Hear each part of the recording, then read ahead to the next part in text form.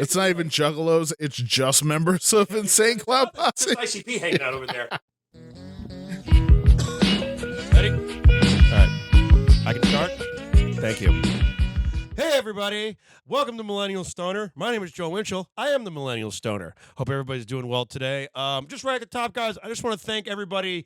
We got a lot of great views on the last video with Billy Guyer. I appreciate it. Billy Guyer appreciates it. Please keep listening and tune in and keep those views up, guys. I really appreciate it. But we're moving on into the future right now. My current guest and the guest I have right in front of me is the very nice, very funny, very nerdy like myself, Noel Rodney Jr. I want to get your name right. Thank you. Yeah. There we go. Yeah, you got it. Not necessarily Nigel. No, yeah. That's right. Yeah. Nigel. He got Keith called our buddy Keith called him Nigel at an open mic, and I was like, doesn't even look like a Nigel. Yeah, seriously. It's this is gonna be a different episode of Millennial Stoner because I don't have stories about shooting up liquor and and like stealing Christmas decorations. Shit. Yeah, the shooting up liquor. Yeah. I was listening to that episode. And I was like, Jesus Christ, no. Billy Guyer, man, that dude, he came on just ready to tell stories that day, man. He was but it's fine you don't have stories like that to say because Billy Guyer is like a cartoon character. He is, I feel like this. He is. He's like the greatest. He's like a Hanna-Barbera character. Like, yeah, he could smoke a cigar that's actually a stick of dynamite. It would just blow up his face. Yeah, he'd just be like, whoa, that was spicy. He has like a Looney Tunes character come to life in a lot of ways. Oh man. But it's cool you don't have stories like that because I do this because I think you're an interesting cat. And you I talk to you, I get to kind of like talk about stuff I don't get to talk about with other people. Like I'm a bit of a nerd.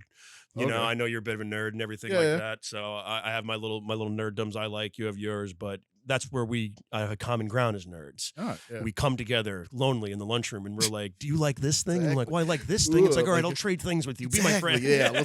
Let's and then we get tough and cynical things. And we get in our 30s. Yes. And then you're like, what? Ladies in Star Wars? Yeah. Oh my God. Ladies in Star Wars?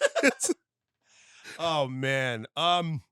But yeah, man, I like my nerdum things.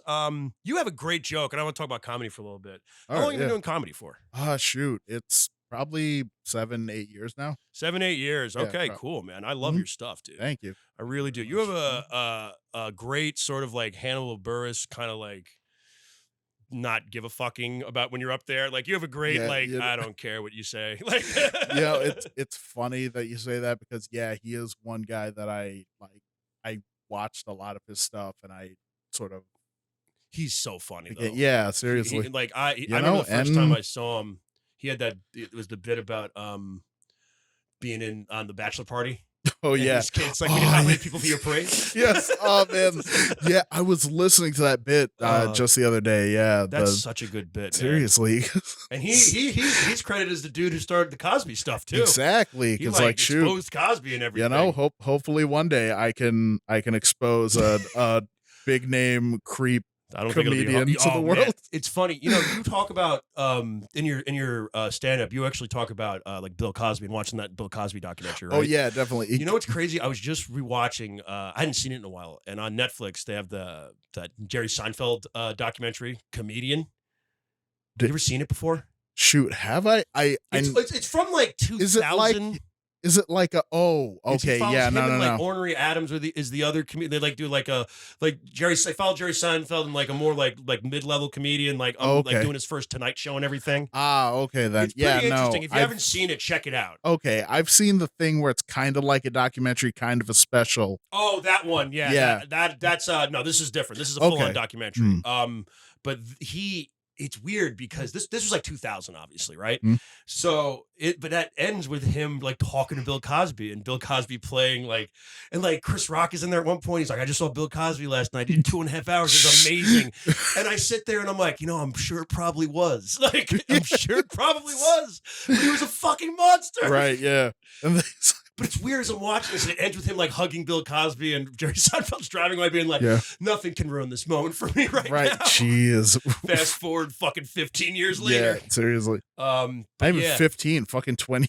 22 years later. Yeah, seriously. Well, he was one of those guys that like I watched that same documentary about Bill Cosby and everything. Right. And it was like crazy because it was like two sides of the documentary. They would show like the stuff he was doing, right, and then the stuff he was actually doing. Yeah.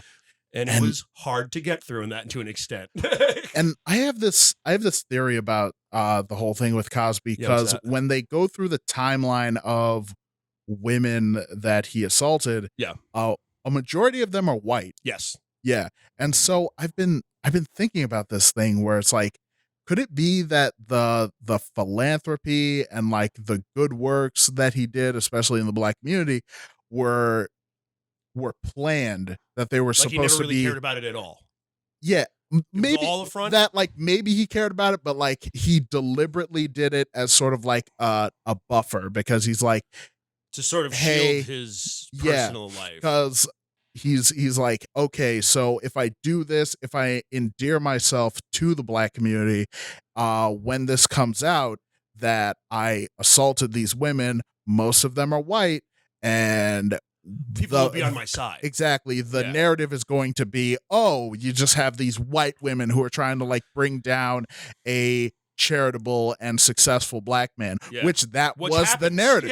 That's exactly how the narrative was for a while, because like a lot of people didn't talk about like the black and brown women that he assaulted, just the white ones. So they could say like, no, he's kind of being like Emmett Till, if you will. So like that came up a couple times actually. Right. And then like everyone else came out and was like, excuse me. Right. But you're right. And that's actually a fair point. That's like a Lex Luthor fucking thing. Seriously. Yeah. That's 4D chess in that shit. The thing about it is, I don't necessarily think that you're too out of the realm of possibility, especially because if you watch in that documentary, there's a dude who interviews him or goes to talk to him about, it's when they're talking about the doctorate thing. Oh, yes. And he says, he Philadelphia'd my ass. Yeah. He goes, yes. Imagine if Bill Cosby turned to you and was like, am I fucking with you? Yes. Oh, jeez. It's part of me that thinks that, well, where like the Dr. Huxtable just like drops and he's like from the block. Exactly.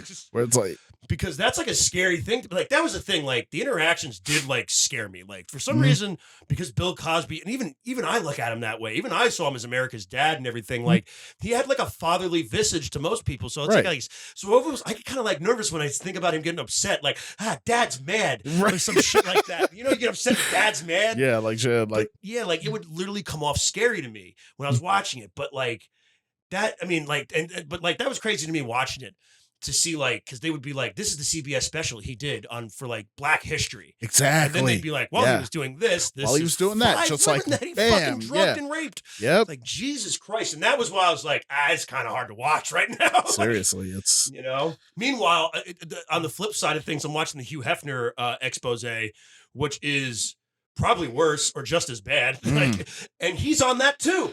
Oh, okay. He's on that too. Yeah, because playing like tennis in the fucking Playboy house. Yeah, because what is it? There's a whole segment of the thing about the Playboy Mansion, and they talk to like two different Playboy bunnies, and it's almost like a tale of two cities, because one's like, oh man, I was horribly objectified, and the other one's just like, hey, this was how I got out of my situation. Yeah, exactly. Yeah, which it's is like a weird juxtaposition. They show like it's real interesting. Worst of both worlds, I guess. Yeah, you could call it. But he's in the Playboy one, and it's super weird, especially because he was America's dad.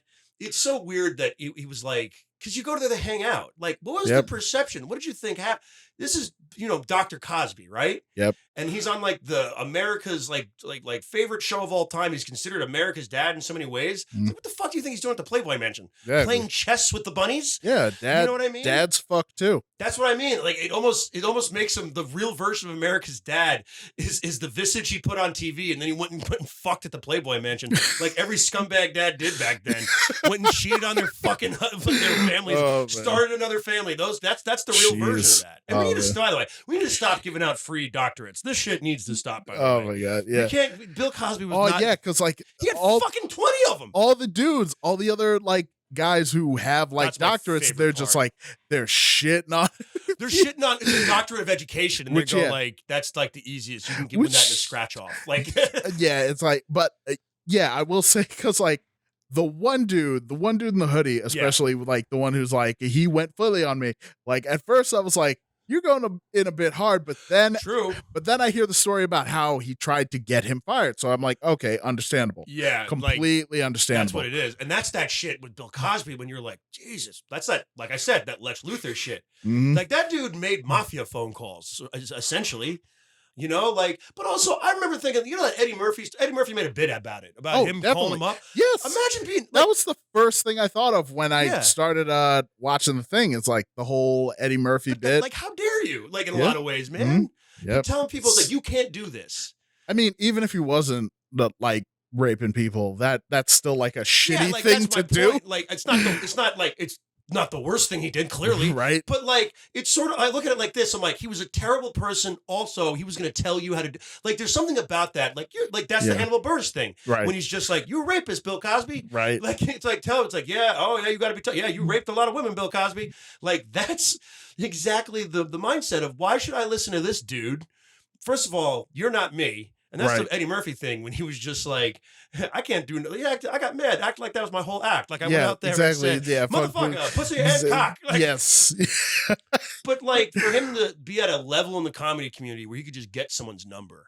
Like that to me, that's also like, pretty insane. Yeah, because like Eddie Murphy had says, like he didn't have my number, like he got my number. Yeah, you know what I mean. Like that's the level that he was at, where he could just call up and be like, "You can't do this act." Like, and I'm like, and I know that he was coming at it. He would do that to a lot of young black comedians, from what I understand. Like he would call them up and be like, "You have to do this and everything." But like, just that's like counterproductive, and not even in like a mentoring kind of way where he's like, "Hey, let me just." That's what I said. Where he's like, "Hey, listen here, young blood." Like, not even that. Just like this is how you do things. Yeah.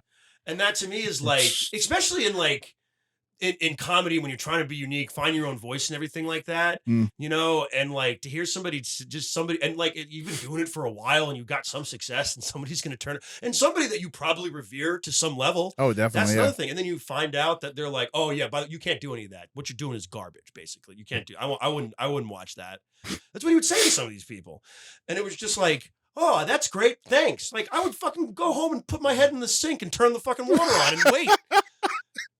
Like that would destroy me. Like, oh, definitely. Bill Cosby told me I sucked. Like, and before all this shit came out, I'd be like, "Oh, well, yeah. What are you gonna do now? Well, not comedy. That's for sure. Yeah, I'm gonna get myself a toaster and take a nice, bath. Maybe take some online classes. Maybe Arizona Tech online, but not comedy. Like, you know. So that to me is like really weird, and that's the whole thing with that celebrity. Like, don't give these people doctorates. Don't do that. Like, don't, because you just give them reasons to be shitty people. Like that gives them that they look at that and they think that they can add to it. Like Bill Cosby should not be in the conversation with actual people with actual degrees. Oh, definitely. Yeah, no. These books that he wrote on child psychology, like that can't be. That has to be so close to how people would be perceived in the 1950s. Like he's always noted on the Cosby Show for having that scene where his son says, "Just let me be me," and then he goes, "Nope, I don't think so at all." Now it's funny. I mean, because like I get the angle that's coming from, because it kind of says like, hey, you should still thrive to be the best that you can be, but at the same time, the way that whole scene like pans out, it really is just Dr. Huxtable being an asshole. It's being an asshole. Yeah, because it's fun. Like I'll give it one of those things. Because he could definitely have just been like, you know, we're gonna love you no matter what, but at the same time, you know, you owe it to yourself to do the best that you have can. Have this thing for yourself. Do whatever you want, but do this. Like, there's a way. But there is no that. It's just go to school. But you know, like there's no laugh in that. There's a awe in that, and what they want is the laugh. And the laugh comes from him being like, "That's the stupidest thing I've ever heard." Yeah, that's shit. It's that thing, but to me, I'm like, that's probably really how Bill Cosby is. Like, I'm absolutely certain. Yeah, I'm all about the joke and everything like that, but especially now, I'm like, he probably really said that to somebody in earnest. You know what I mean? And like, I don't know, it's crazy. Like it's what? No, because it wasn't his like real life son's name Ernest. No, it was Ennis. Ennis, bam. Okay, yeah, Ennis. Yeah, that was the whole. It was the whole thing. Yeah, it was so. Man, I watch these things and I'm just like, what the fuck? And the thing about it was, I was like a Bill Cosby fan. I listened to that the one where he sits down for the first 20 minutes. Oh, okay. It was like Beautiful or something like that. It's a good album. Mm. But like, you know, what do you want me to do with this? You know what I mean? It's like, you know, like, oh, I'm sure if that's like people going with the argument to me and being like, well, Hitler was a great painter. I'm like, yeah, but I'm not going to hang a fucking Adolf in my fucking kitchen. You know what I mean? Yeah. I mean, I don't know. Like, with Cosby. What do you think is with Cosby?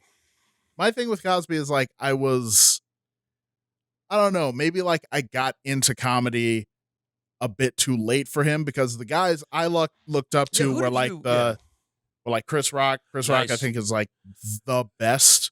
Yeah, that could ever be. He's got those 3 back-to-back. Yeah, exactly. Never Scared. I saw when I was 13, and I was like, I watched that. I want to be that premiered. I waited for my parents to go to sleep to watch that. And I was like, I want to be a comedian because this looks dope as shit. Never Scared's the one where he has the joke about the fucking Yin Yang twins, and he's just like, how'd you meet your daddy? How'd you meet mama? She was in a club singing about balls. And I'm like, that's one of those jokes that like definitely resonates with people, you know, that grew up in that era and everything. Because I remember saying that's a joke that's timeless with our generation. It's just like, one day I'm going to have grandkids, or I'm going to be older and be like, turn on the oldie station. And it's going to be like next episode with Dr. Dre and Snoop Dogg. And I'm just going to end with grandpa going, smoke weed every day. Yeah, smoke. That's right. Smoke weed every day. It's great for my glaucoma. Like, yeah, that shit. And, Dave, I was always a big Dave fan. That's that era, dude. His newer stuff, not so much. I'm a pre like shoulder workouts Dave Chappelle fan. After Chris Rock got slapped, I think you understand why Dave Chappelle got shot. Oh man. You know what the thing with later Dave Chappelle? I like Dave's later. Killing Them Softly. That was the one, right? Yeah, Killing Them Softly is fucking amazing. That's got one of my favorite Dave Chappelle fucking jokes ever, where it's him talking about Ja Rule on TRL. Oh yeah, Like, he's like, people haven't stopped worshiping celebrities, man. We got Ja Rule here on TRL. Talk about this terrible 9/11 event. What the fuck do I want to hear about Ja Rule? I don't want to dance. I'm scared to death. Yes, definitely. I have some questions that Ja Rule may not have answers for. Yes, but I think with Dave, like with any comedian, like you're either gonna. I know some people that don't like fucking Kill Them Softly. Really, that's true. Like that don't hate it or anything like that, but prefer. I mean, really, my favorite one is Deep in the Heart of Texas. I like went back and rewatched those Netflix ones, all of them. Okay, Deep in the Heart of Texas is a really good special. Which one? That's one of the Netflix ones. That's one of the Netflix ones. He did a bunch of them. Like, people are. I think the most famous ones is Sticks and Stones. Yeah, Sticks and Stones is the one that. He did. The bird variations when he's just sitting there talking. I'm like that. I mean that one's interesting. It's very stripped down. If you don't know, early ones are okay. It's like the later ones that I feel kind of just some people go nowhere. Like it or not. I think he's always going to push the envelope. It's not. I don't think that it's. Someone once told me, he's like, don't you think he's running out of stuff to do? I'm like, no, I just think he's pushing the envelope, and you're either going to like it, you're going to don't watch it. I always tell people, I'm like, if you don't like it, that's cool. Yeah, it's completely fine. Like I've given up on like going hard on stuff, because especially with other comedians, man, like it's comedy's so fucking subjective, dude. Like what you like, man. It's cool. I guarantee you there may be like a comedian that I like or you don't like, but the stuff that we do like is probably vastly more. Right. That's my hope. But like what else were you influenced by and everybody? Shoot, like here's a guy who, you know, I grew up on and was like one of my favorites, Patton Oswalt. I love Patton Oswalt. I've always loved Patton. Bit about fucking all the ham. God damn. Oh, fuck yeah. About time travel. He's one of those guys. He's a nerd too. See, and like that, like the thing I always liked about him is like when he does a bit, like you start to see like the scenario he's building. He really sets the scene. Yeah, exactly. He's very good at it. Yes. Yeah. So like one of my favorite bits that he does is about Stella D'oro breakfast treats. Oh fuck. Yeah, like goddamn, because like he does the whole thing where he's like, it's this dank David Fincher-esque basement, and you've got this unfuckable hag in a house dress, and it's just like, and then I went to see the commercial. Unfuckable hag in a house dress. And I saw the commercial and I was like, holy shit, it's exactly how he described it. Yeah, exactly. Yeah, exactly. Yeah, you're right. Yes. He's very good at that. He sets these complete, like, you remember his Black Angus Steakhouse? That Black Angus. Oh my God. Yes. It's steak. Yes. That Black Angus, you got 45. What does he say? Potato bacon bombs. I just get a house salad. I'll suck a cock on the Golden Gate Bridge before I give you a house salad. I'm like, I love it. He brings this energy and then he brings it back down. Yes. He's really great, man. Like Patton Oswalt, that's one of those dudes that I would listen to a lot too. I still do. Yes, and he is one of those dudes that's putting out albums like pretty me, regularly. Like literally, like me as a 13, 14-year-old kid on the bus, just with my iPod. That's what you're listening to? Yes, exactly. Just listening to like Feeling Kind of Patton and Werewolves and Lollipops. Werewolves and Lollipops was great. Yeah. I used to listen to those at work. When I was in high school, I remember, because I'm a little older than you. How old are you? 31. You're 31. I'm 34. So I'm just a couple years older than you. But I had discovered like old comedy. Like I remember the first comedy special I watched was like Dennis Leary's No Cure for Cancer. This is a true story. This is and I memorized. I was like, I'd never seen anything like that before. I was like, what the fuck? And that's probably the reason I smoke cigarettes now. I'm not proud of it, but that's probably the reason. But that was like the first comedy special I watched. And I remember asking my mom, like, what's a comedy album? I was like 12 or 13. And she was like, oh, it's like, you can get them in music stores. Music store was like far away from me at the time. So I went to the library.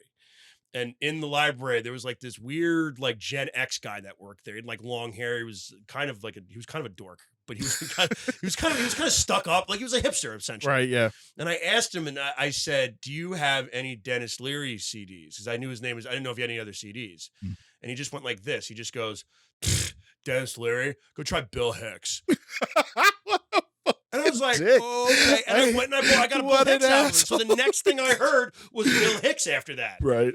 And then after that, it was like all the influences. I was always like, comedy to me was like really difficult to do. So I was like, I would memorize. That's how I learned how to curse. I learned how to curse from comedians. Right. When I discovered Chris Rock, my fucking world shattered. Oh, okay. Like my world shattered when I was like, oh my God, like motherfucker was never said with such emphasis. Like before, it was like him and George Carlin are like the kings of saying motherfucker. Like, right. The definitely. only people that say it was such like they can use it to fill space. You know what I mean? Like, yeah, that shit fucking, that shit blew my mind when I heard it. Cause I was like, because they were cursing, but they were telling these stories and they were intricate. I mean, Bigger and Blacker. Definitely. Bigger and Blacker is great. Like, Never Scared is my favorite. Bigger and Blacker, that's the standard bearer. Bigger and Blacker changed the landscape. I acknowledge that. Without Bigger exactly. And Blacker. Yeah. I mean, you don't get a lot of stuff. You don't. Well, Chris Rock Live before that, Uncensored. What was it? Right. Yeah. That's the one they blew up. That was that first real big. Oh man. But yeah, Bigger and Blacker, you don't get Killing Him Softly without Bigger and Blacker. No. I mean, the Def Comedy, you want to go even further, we can talk about Def Comedy. Definitely. I used to watch that shit when it was on, like, I think it was on Comedy Central late at night, or it was on BET at like 11 o'clock or something like that. Right. Def Comedy Jam. And then there was there was also Comic View. Yeah. Premium Blend. I wish these things were still on. Yes. Do you remember being addicted? That's how I found out about half the comedians I like now. Like Big J Okerson and all those guys that were coming up. Like, they would just get these little tight 5-minute spots. And I'm like, this fat guy's funny. Like, fuck. We do need that. Again, just that. Like Premium Blend was the best. Yes. It was a half an hour and it was just 5-minute clips of different comedians. Yeah. And then if you really like somebody, you'd go and you'd find their CD or some shit. Comedy Central Presents was the greatest thing ever as well. Definitely, yeah. Oh man, you remember watching that? What is it? Like Netflix is kind of bringing that back because with like the comedy lineup, some of them are very bad.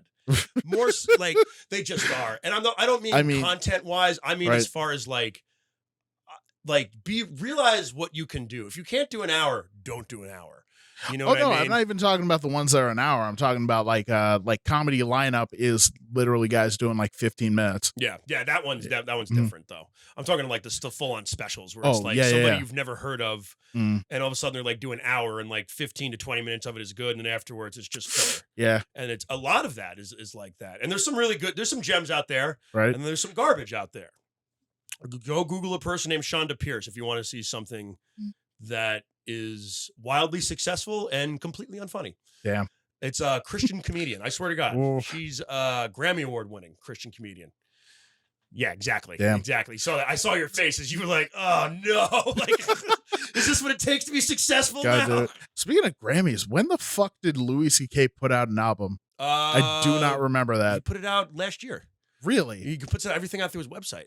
Okay. I watched it. I didn't watch this special. I watched the special before that. Okay. I haven't watched an award show in no shit years until apparently now. Oh, so is he now trying to like leverage as like, oh, my material's too fucking controversial for the regular platforms. No, check out my YouTube. Honestly, I haven't heard. No, it's just that he got booted off everything, and now he's just like, I think it's literally that. I think he was just like, I still want to do comedy, so I'm just going to do it through my website. All right, then. I think because I'll be honest with you, I thought maybe the same thing. I thought there was going to be some Louis C.K.'s back news. But because Will Smith slapped the shit out of Chris Rock, no one gives a shit. No one cares. Yeah. The Grammys were like 2-3 days later. No one gave a fuck. That's why I hate people. Like, dude, you know that jacket I have that has the American flag on the back? Yes. Yeah, I love that jacket, but I always get like people come up to me and they like, what's up, brother? Jet fuel doesn't melt steel beams. And I'm like, fuck. Like, but like, someone came up to me and they were like, that's like that jacket, and they were like, how do you feel about Hollywood staging that slap? And I'm like, please go away. Please go away. Like shit. It didn't do anything. That's like a dude I know. He has because shit, we're gonna talk about wrestling at some point. He has a Progress shirt. Oh god. And you know how wrestling conspiracies are the worst. And you know how like Progress their friggin' logo is like a eagle or some shit? Or it was for a while. It was for a while. Yeah. I think they had to change it. Yeah, so someone saw the shirt and thought it was like a Nazi Iron Cross. Oh no! Yeah. Oh no! Yeah. Ooh. God. Oh man. Especially wrestling. You want to talk about? We need to talk about stuff. We did. We'll do some nerdy stuff. We'll talk about some wrestling. All right. Wrestling. Well, did you watch Mania? I watched the first night of Mania. Yeah. First night was good. Yeah. This was for a 2-day event that usually is underwhelming as shit. It was pretty good. And I had honestly not watched a lot of the build up to it, so I was honestly sitting there going like, how do they have enough material for 2 nights? I know. They Yeah. find a way, don't Yep. they? Yeah. It was cool. I mean, it was cool to see Cody in the, and they're just letting Cody literally be Cody. Let him be Cody. It's like, funny though. Big old neck tattoo and all. He's got the queefiest theme in the world though. It's so like, I'm so happy he has it, but it's still just like, it's like what's the term? It's like 90s pop punk. Like, here I am, Cody Rhodes, fighting bad guys left and right. I mean, I like that song. I do. I like it too. I'm so happy they let him keep it. Considering also it's kind of like a shot at WWE. I know, yeah. But it's like now they're letting him use it, so it's like, all right. It's like, what do you guys think you took my dream but not my name is supposed to mean? Yeah, exactly. And now he's like, I'm just gonna do this on TV. Yeah. Like I'm gonna do that on your network. But I'm like, everybody keeps talking like wrestling fans are the fucking worst. We were talking about it before. They're we're talking about some nerd stuff, but like I want you to know, I've always said this. I'm like, nerd fans suck. Oh yeah. Nerd fans are the worst. They don't like anything. Like anyone who like delves that much of who they are into being a fan of something, they're pretty identity. shitty. Yeah. And like I have stuff like I love. Like, here's the thing. I love Ghostbusters, okay? Right. I have a lot of Ghostbusters stuff. I have Ghostbusters t-shirts and everything. You know, I saw Ghostbusters Afterlife. Now, because I am also a human being, I can look at that and be like, I understand. There's a lot of problems with this film. Mm-hmm. But it's the Star Wars Force Awakens of the franchise. You know what I mean? Mm-hmm. Is it member berries? Yes. Does some of this stuff not make any sense? 100%. Do I like the film? Yeah. But I can put that aside. But a Psycho fan will look at that and defend it to the core and say it's the best thing in the world. You don't know what you're talking about. You're an idiot. Fuck you. You don't get it. The original creators would have wanted this or some fucking horseshit. Oh my god! Yeah. When it's just like, just tell me you didn't like it, or tell me you liked it, and leave it at that, man. I mean, I wasn't.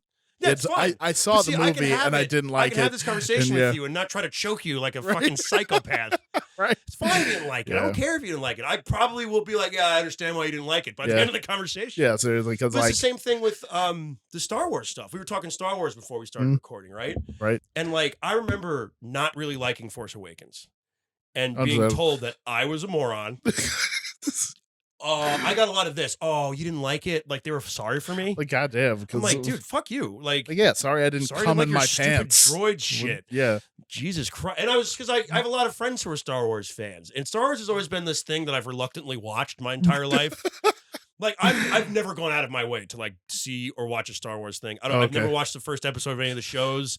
I just eventually I'm like, what am I watching tonight? And I'm just like, I don't know. I guess I'll watch this Star Wars thing. I didn't watch this one. And I'm mildly entertained by it usually. But like I'm not a huge fan of it. Okay. They also like those new movies, man. We were talking about them before. Yeah, I wouldn't say I'm a huge fan. I will say that like Empire Strikes Back is like it's a great film. It's a fantastic The original movie. ones are great. It's like the original ones are. If you like movies, it has like one of the greatest plot twists in movie history. It's the original. Like it was used in. It was parodied. Yeah, like it was used over and over again to death because it's so iconic. Exactly. Like how many people have been like, "Bug, I am your father," and shit.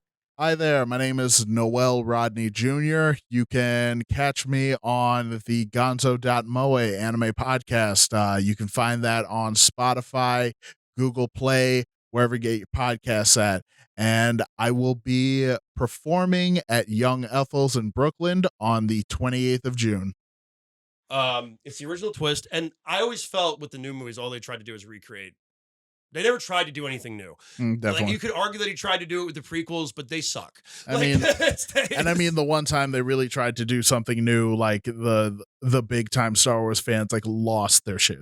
Yeah, but that's my point. Yeah. Anytime you try to do anything that Force Awakens is the exact same fucking movie as Episode 4. What was it? New Hope. Yeah, New Hope. It's the same movie. Yeah. It's fun. I accept bigger that. Death Star. Yeah, it's a bigger Death Star. Like, is that it? Yeah, it's a bigger Death Star. It.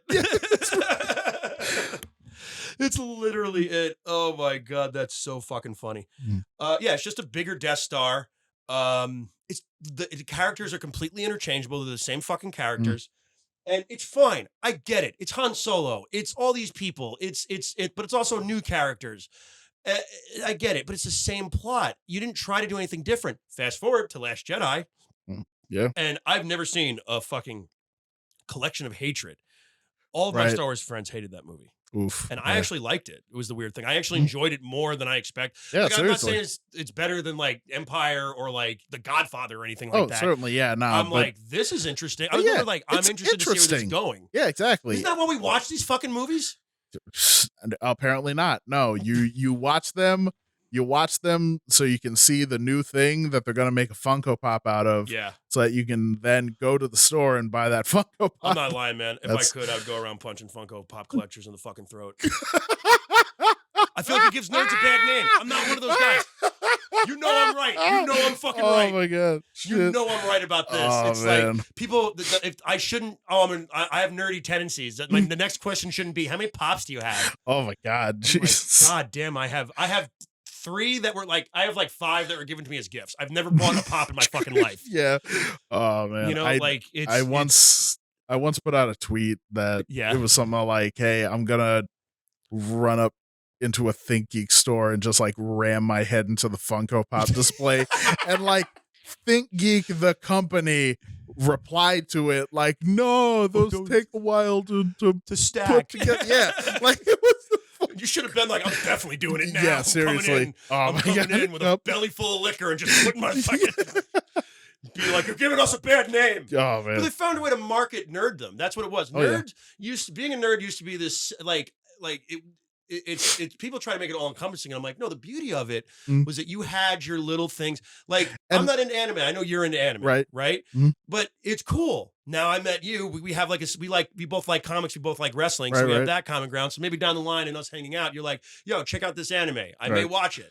You know what I mean? That's the beauty of being a nerd. We don't always have to like the same things. Exactly. But now you have to like the same things. No. And like, shit, what was it? Like, most of the nerd stuff sucks. And I'll be honest, like I was adamant where like I hated Funko Pops as well, and then I saw the Funko Pop documentary. Yeah, I watched it too. And yeah, it like made me hate it even more. Nah, because now I'm kind of like, oh fuck, it's just this like bobblehead guy who just He just wanted to make a company, so his mom was proud of him or some shit. And I'm like, God damn it, come on. I guess mom should have loved you more. No, sorry. No, but like it's that's what I mean. It's another fandom thing, but it's like the idea of it being all encompassing. It's the stores. It's not really Funko Pops. It's the fact that there's like it's the nerd stores where I'm like, I am not a store. Yeah, I'm a human being, and I'm an angry human being. I don't like all this stuff. Oh shit! And then you get accused of it. It's like the Hot Topic stuff. It's like you're not real goth or real punk if you shop at Hot Topic. I'm like, dude, I just want wrestling shirts. Please stop yelling at me. I'm in here to buy wrestling shirts. That's what it was. Wrestling fans had to sulk in there. It's like, I just want the AJ Styles shirt, please. Yeah, get the fuck out of here before I get yelled at. But talking about wrestling, going back to that for a minute, I was talking about WrestleMania and everything. It's crazy to me that like the landscape of wrestling is where it is right now, because like it is two competing companies, and it's getting real crazy right now. Yeah, like Cody left and went to WWE. Everybody's like, what the fuck? Which is like, who would have guessed he would be the first? Yeah, that's what I mean. I made a joke like the week before it happened to my buddies, like, who do you think the first one's going to be? And then it was fun. And if you had told me Cody Rhodes, I would have made fun of you and kicked you in the nuts. Exactly. Like, I was thinking it was going to be Brian Cage. Yeah, me too, because he was just not on TV ever. He was not on TV. They were not using him. He's like a big old muscular boy, and it's like that, the Vince thing, right? Doesn't he like guys like that? That gives Vince Wood. Hey, everybody. I'm Joe Winchell, the Millennial Stoner, and I have some plugs for you. My next show is going to be at April 21st at LI Glass House in Holtsville. After that, April 22nd, Governor's Levittown in the Little Room, or Giggle Room now it's preferred to be called, I guess, is how it identifies itself. The Giggle Room, that's Uncle Terry's birthday show. Let's fill this room. You can get tickets at govs.govs. And then May 13th, I'm actually going to be in Walton, New York at the Castle on the Delaware with Uncle Terry and the Funky Bunch. And then May 14th, I'm going to be at the Keystone stage in Pennsylvania, again, with Uncle Terry and the Funky Bunch. And then May 20th, I come back to Long Island to do McGuire's in Bohemia. Please, you can get tickets for that one also at govs.gov. Just find McGuire's Comedy Club on the website. Thank you. Like, share, and subscribe to this. Like my stuff, because I like you. But, like, you're right. And I don't know. Like, also, Tony Khan's thing's losing his mind lately with the bot thing. I was like, you're right, Tony. You're right. I don't know if you have the skin for this. I don't know if your skin's thick enough to book wrestling. Like, boy, yeah. But you can't blame, like, you made this really good point before about they have a relationship with Japan. Right. Like and you're a big New Japan fan, right? Yeah. You love New Japan. Your Kota Ibushi is your favorite? Kota Ibushi, he's awesome. Yep. Yeah, because I'm a big I'm a big smart, fucking. No, because like, but you're like, I've had a conversation with you, but usually the next sentence after that is, I like Kota Ibushi. This is what they're doing wrong in America with wrestling. Also, I think my sister's kind of hot. Blah, blah, blah. Like, more wrestling matches should end with like both guys being completely exhausted. Oh my God. Just like not being able to stand. Yeah, you can't do that every week, man. Yeah. Because it gets boring. It's the same thing. Like, people are making arguments about like, oh, the AEW's got blood on every week. And I'm like, yeah. But like, if it's done well and it feels organic, then who gives a shit, man? Yeah, and plus like we've like had, 10 years of just WWE on TV, where they did not do blood, where they were like, no, we're not blading and anymore. I can understand their argument for being like, we're not going to blade anymore. I'm like, I kind of get that. I get that. Especially I understand it. I get it. I understand it. I'm like one of those people that I was a big Eddie Guerrero fan, dude. So like the Eddie Guerrero JBL match where he almost died. Yeah, I can understand how you could be like, that match is amazing for all the best and worst reasons. He almost dies, but man, at one point he's covered in blood and he does the Eddie Guerrero dance. Yes, it's pretty cool. Yeah. He's pretty fucking cool. Oh my God. Yeah, dude, oh man, you just brought me back. I gotta watch that match again. Yeah, but you're right, man. Like, it's fine, and it just has to be organic. Like, anything gets gratuitous if you do it all the time, right? But like, you have to really kind of especially in the Daniel Bryan matches when they just have them bleed the hard way from like kneeing each other in the head over and over again. Like, just let it happen, man. But that's the thing with wrestling. Tony Khan's also like, I don't know. I remember that whole Big Swole thing. I was like, that's all weird. Ooh, yeah, that's all weird. Geez, that was he like lied to her and shit. And like I don't know. I was really offended. Was like, you smoke my weed, man. You didn't say that shit when you were smoking my weed. I'm like, dude, that pissed me off. Oh, you smoke my weed and tell me I'm cool, and then you fire me 6 months later because I'm not a good enough wrestler. That's fine. Did you say that to her? No. I mean, hey, yeah, like that's gonna hurt his image for a while because, I mean, he was like one of and us, it's especially now because hey, fucking WWE, it seemed like in the last year they doubled down and they're like, yeah, no, Big E's a world champion, Bobby Lashley's a world champion. They did. We got Bianca Belair, we got Sasha Banks, Bianca Belair and it's like a phenomenon too. Yeah, and it's like everybody's going like, oh man, WWE is so diverse, but I gotta be like, hey, hold on now, diverse now, hold on now. Yes, WWE has been a company for like 70 years, and they have had like 5 black men as world champions. Granted, one of them was half Samoan. 3 of them happened like within the last 2 years. Exactly. So maybe pump the brakes on that shit. Times are changing them all for it, but let's not pretend that there haven't been issues for decades. Let's not pretend like I used to be very vocal on how the women's wrestling for years. I was like 5 minutes. I was like, there's a reason I'm going outside to smoke a cigarette when the shit comes on. Yeah, and then finally they were like, let them wrestle. Cool. And I actually argue that their women's division is slightly better than AEW just because I just feel like AEW doesn't give them enough time. I don't know if that's because of the 15 minutes for a cage match. 15 minutes for a cage match. Yeah, Russell's an amazing wrestler. Britt Baker is a great wrestler. Right. They utilized every 15 minutes of it, but they should have had 20. And Definitely. Tony Khan, you're seeming like a real. I feel like you're an incel. What is it? He's like an incel piece of shit. You find out he's secretly hitting on all these women, right? He's just like, fucking Thunder Rosa didn't go on my advances, so I gave her 15 minutes. Dark side of the ring, Tony Khan. He Louis C.K's them. He locks them in the locker room. Yeah. Tony Storm leaves 6 months later. He jerked off in front of me. He did. He jerked off in front of me. He did. Oh, jeez. Yeah, he said they have to buy it out. The Bucks have to buy it out from Tony. He said fancy a butches and pulled out his dick. You fancy as well. He's like I'm Australian actually. Yeah. Oh man. I don't know. I think Tony's just getting to a point where I'm like, you really got to make sure that you can do this, man. Yeah, I think because you're 3-5 years in and you're going strong. You're not. Yeah. So if you can't say crazy shit like that. Yeah, seriously. Because then someone like Eric Bischoff's going to make fun of you, and he's going to be right. And here's the thing, like with Eric Bischoff, like I feel like if Eric Bischoff had Twitter back in like 2000s, he would say some dumbass shit too. He's admitted that he probably would have. Right. Especially, but you mean Bischoff, who fucking was the king of the city? Bischoff, who was on fucking, he's like, I'm going to hang out with Hulk Hogan and I'm going to make him cool. Nobody else has been able to do that since. Jeez. Like Hulk Hogan was used up and done. Yeah. And then he found a way. And I've said this before. I've never been a Hulk Hogan fan. I understand why he did, I understand the stuff he did for wrestling to bring it to a level. He's a shitty human being, in my opinion. And he was never a great wrestler. When he wanted to try, he was a good wrestler. Yeah, like Cena is a good. Cena was a better version of Hulk Hogan. Cena is a better Hulk Hogan. I've said it 1,000 times. Yeah. I'm a John Cena fan. Come at me. Come at me, bro. Yeah. But you're a student of thugonomics. Dude, it was the greatest thing ever when he came out. And I was like, I don't care if he does this one time. It matters that he did it once more. Yes. But that's what I mean. You can be entertaining and a good wrestler. You don't have to, work smarter, not harder, brother. Yeah. Fuck you. Yep. Macho Man fucking would do crazy shit and was just as entertaining as you, and if not more so. Yep. So, but like with a lot of those guys, man, I don't know, like they always get flack for we were building people, but like every person that someone was saying that they're upset that they're not pushing Adam Page the way they're pushing Yuta. Fuck, cause shit, that whole thing is like, what do you want me to say? I think Adam Page fizzles out. No one wants to admit it. Nah, I feel like I'm a fucking. I feel like they're doing like a good job with both of them. The thing is, I think a lot of people are used to the concept of how things are in WWE, where it's like. True.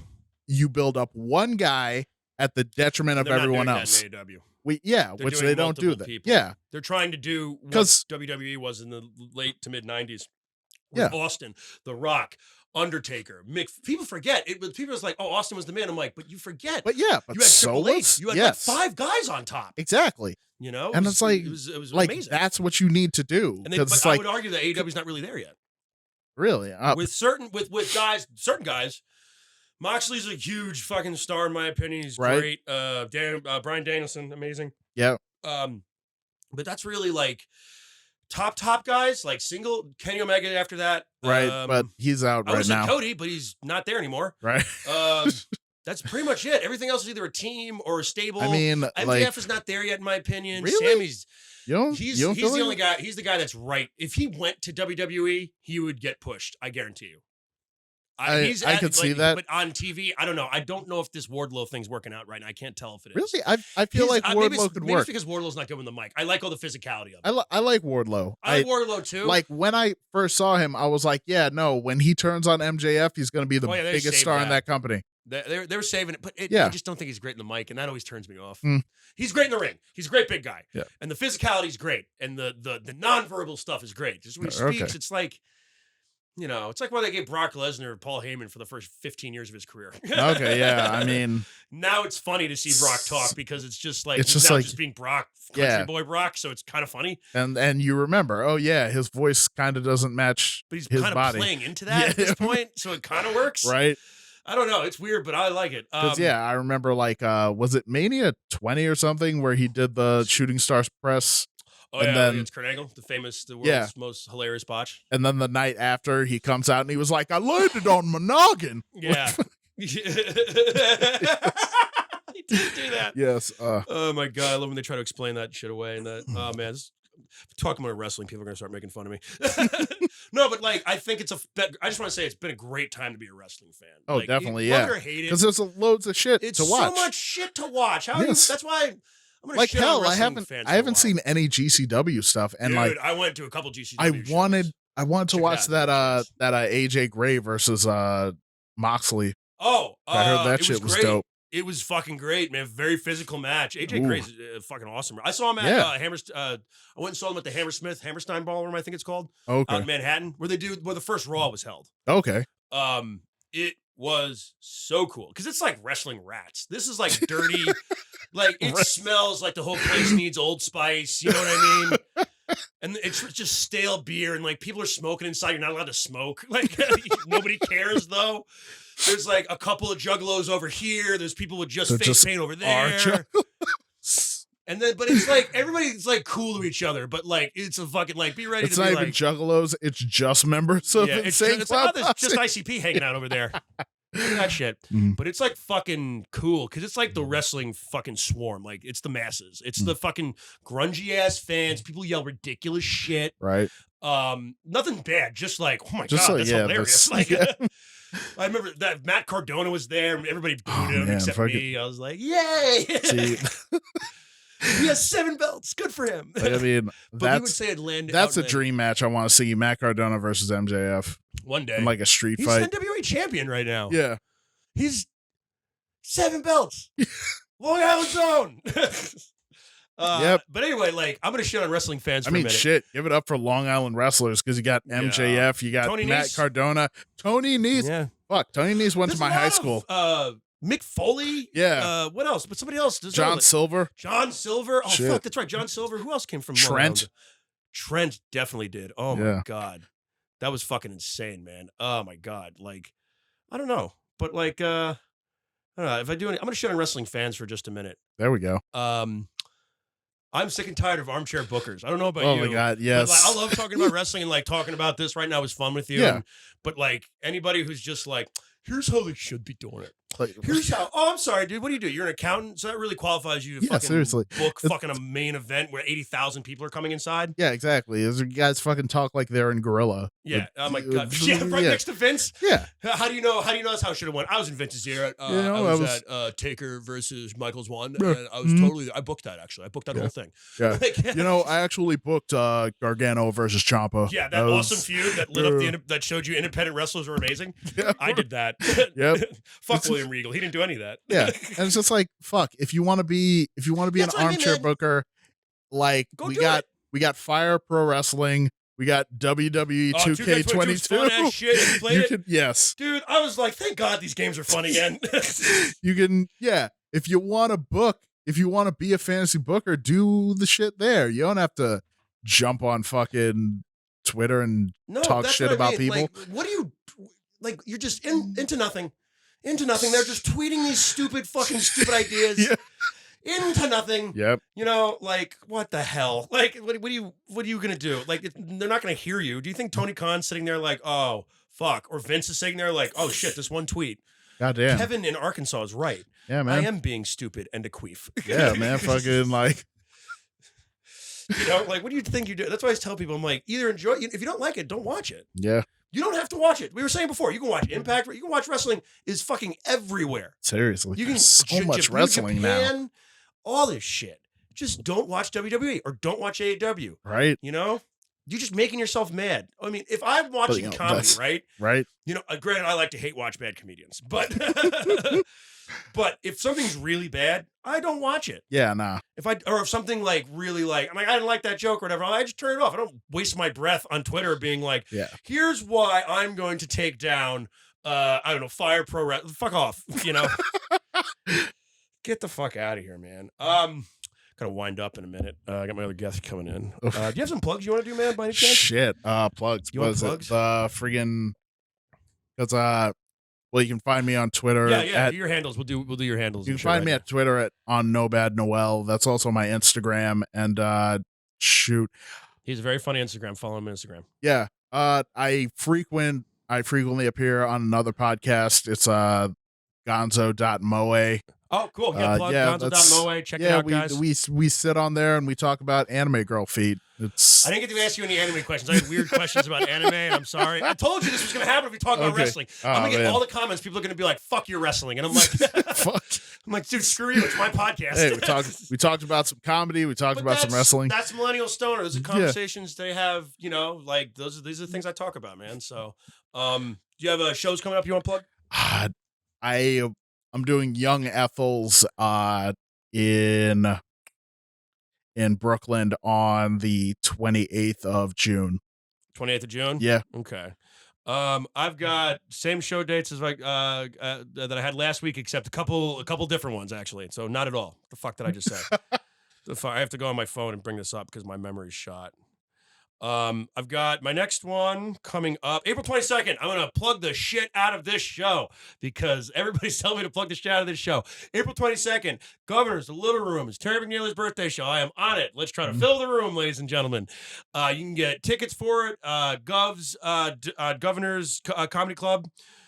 Google it. Governors.com. Govs.com. Govs.govs. That's why I always fuck up. That's why I can't. It's literally govs.govs. I thought it was .net or .org. Way to go. Govs.govs. So go to govs.govs.